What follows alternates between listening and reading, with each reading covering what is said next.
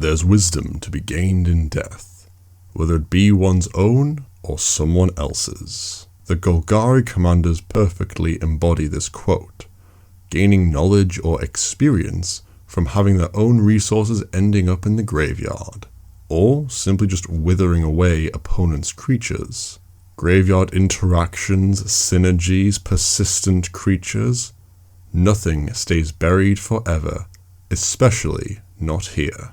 Welcome back to Affinity for Commander, where we're counting down my personal top spots for the best Golgari commanders. As with all similar episodes, we'll be using my own personal criteria for marking this list. If you want to hear those in full, be sure to check out the previous Best in the Multiverse video, Top 5 Simic Commanders. Now let's get down to the boneyard and see what we unearth. Number 5. Petra, Vizier of Poisons. A 2/2 legendary creature human cleric for 1 green and 1 black mana. She reads, whenever Petra Vizier of Poisons deals combat damage to a player, you may put a -1/-1 counter on target creature, and whenever you put 1 or more -1 counters on a creature, create a 1/1 green snake creature token with Death Touch. There is a lot going on here for a simple 2-drop. Petra's first ability requires her to swing and get in for damage before being able to put a -1/-1 counter on something. However, in a multiplayer game, there's always at least one person who used their turn 2 to play a Signet or a Bounce land. This allows Petra to swing in, deal damage, and kill another player's Bird of Paradise or Lanois elves. Failing that, Petra can still generate snakes without having to attack.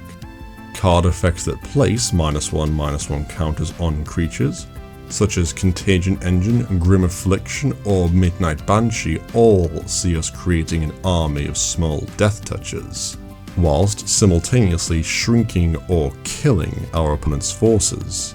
-1/-1 counter fun is all well and good, but the reason Petra gets a spot on this list is because of the great synergies these counters give.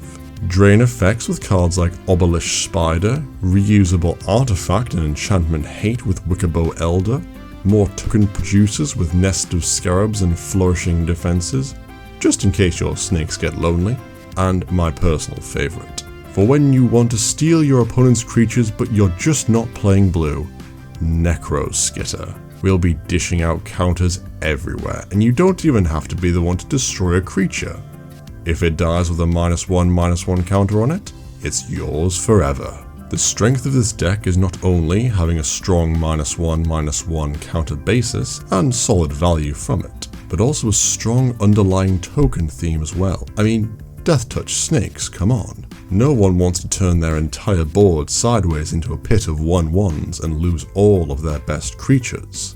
This strong and perfectly balanced view of Petra and the army she commands is why she clinches the number 5 spot. Number 4. Glissa the Traitor. For 1 black and 2 green mana, Glissa is a 3/3 zombie elf with First Strike and Death Touch. And whenever a creature an opponent controls dies, you may return target artifact card from your graveyard to your hand. Going off pure face value, a First Strike Death Touch is instantly a force to be reckoned with. Is that a 10/10? Yeah. Does it have indestructible? No. Block, First Strike damage, goodbye. Moving on to her actual ability, well, the Golgari are always known for their high value cards and graveyard interactions. But Glissa provides great context for our opening quote. An opponent's creature dies and you get an artifact back from your graveyard to your hand? And this is Commander. Cheap CMC high value artifacts are everywhere. No card better embodies this than Executioner's Capsule. As sacrificing the capsule is part of the cost, the artifact will be in your graveyard when Glissa sees the creature die. The capsule can then be merrily returned to your hand and have this cycle repeat again and again. Our dear Glissa is a straight value commander that can synergize very well with just mass removal and artifacts. Cards like Scythelock Replica, Noxious Gearhulk, and Steel Hellkite just seem to make this deck sing. Admittedly, it sounds like churning metal and dirt, but you get the idea. And remember the whole business with First Strike and Death Touch? Well, here's Thornbite's staff to really rub it in how your opponent's creatures aren't going to be surviving. Really, there's not a lot else to say. Glissa is a great, simplistic commander that will hate out other people's creatures while getting back your best artifacts, turning every kill spell into card advantage and always making attacks much more complicated for your opponents. Number 3. Slimefoot the Stowaway.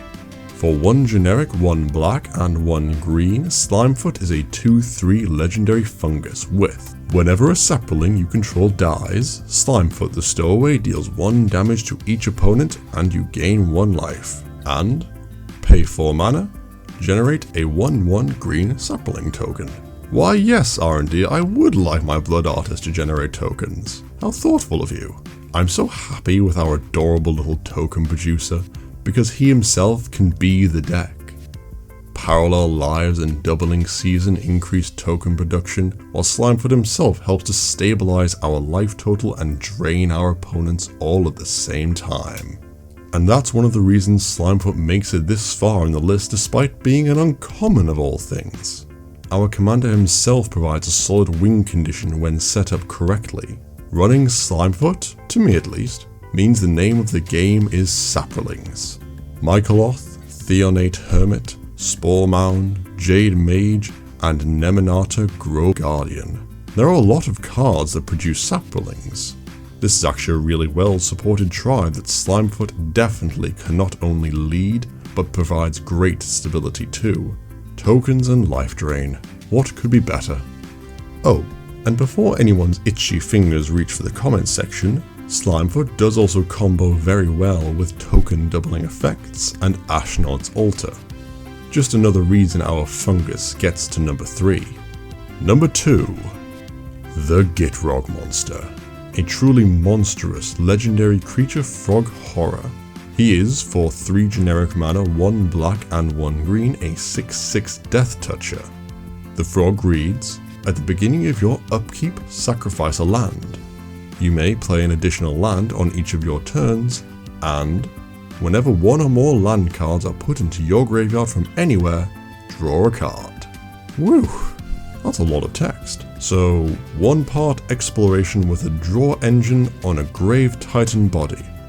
Got it. This monster can easily sit pretty, or rather, well, it can sit at the number 2 spot comfortably. There we go. A draw engine in Golgari that lets you put lands to your grave is super strong.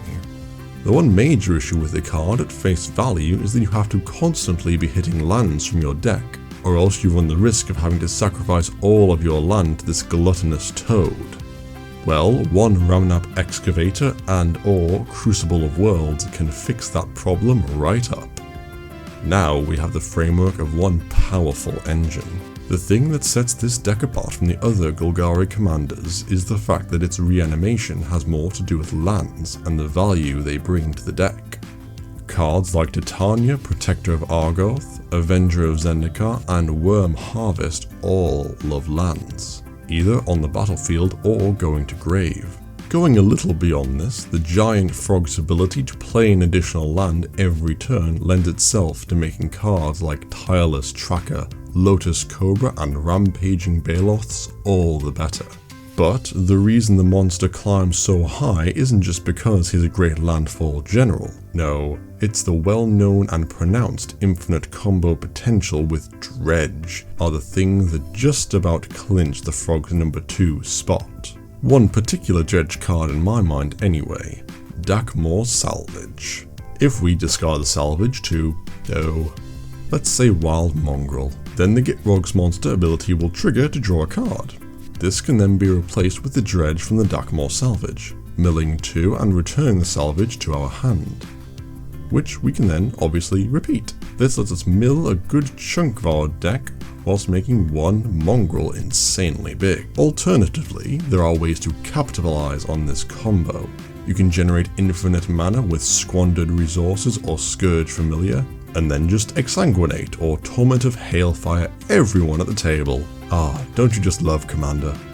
In closing, this frog has a human arm hanging from its mouth. I did not notice that until making this video. Oh dear Urza, why did they do this?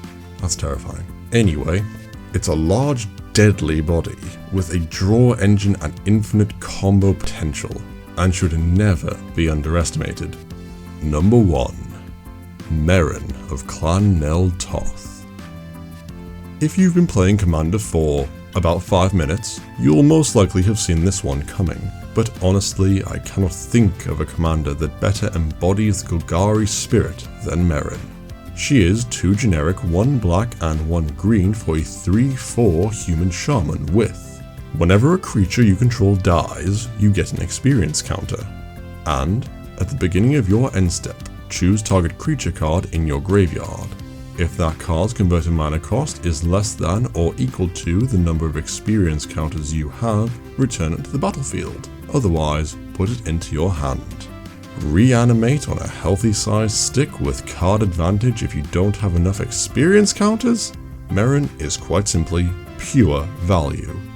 She will always generate card advantage, and late game, oh who are we kidding, mid-game, when you've accrued enough experience counters through sacrificing Yavimaya Elder or Sakura Tribe Elder over and over again, you can just straight reanimate something. This deck loves enter the battlefield triggers and can easily be one of the most controlling Golgari commanders.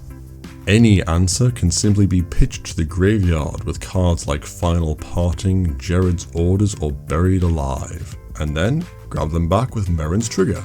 Putting cards like Reclamation Sage, Deathrite Shaman or Ravenous Chupacabra into your graveyard means that solutions to any problem your opponents dish out can be met with the perfect answer.